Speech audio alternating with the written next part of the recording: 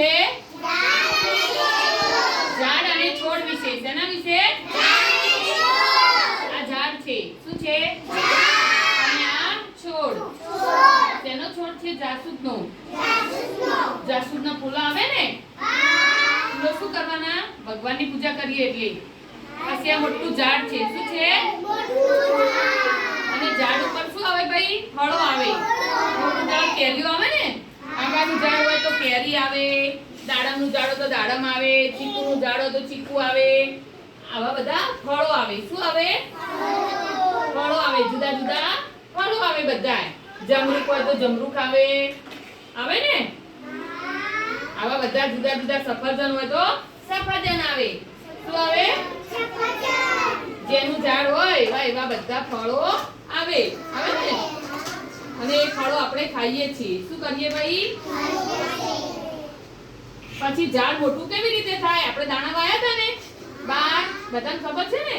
આપણે દાણા વાયા એટલે નાનો છોડ ઉગે, પછી પાણી પીવડાવીએ, ખાતર નાખીએ, એ મૂળ દ્વારા પાણી ચૂસે.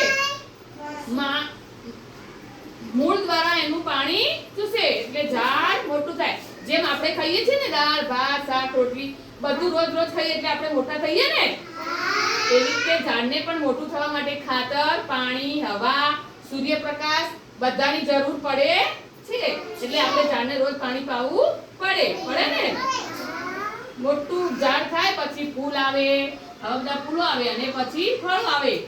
આંબાનું ઝાડ હોય તો કેરીઓ આવે, જાંબુનું ઝાડ હોય તો જાંબુ આવે, સફરજનનું ઝાડ હોય તો સફરજન આવે, આપણે કેળાનું ઝાડ હોય તો કેળા, પપૈયા ઉગ્યા તો પપૈયાનું ઝાડ આવે, લીંબુ આવે, મોટું થાય લીંબુ આવે ને.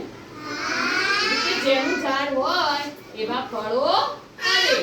પછી ફૂલોનું ઝાડ છે. જાસૂદનું હોય, ગુલાબનું હોય, મોગરાનું હોય, કરેણનું હોય, એવી રીતે એ છોડ કહેવાય. એટલે એના પર ફૂલો આવે અને ફૂલો આપણે ભગવાનની પૂજા કરવા માટે ફૂલો વાપરીએ છીએ. શું કરીએ? ખબર પડી? ઝાડ અને છોડ કોને કહેવાય? સ્ટોપ કરી દો.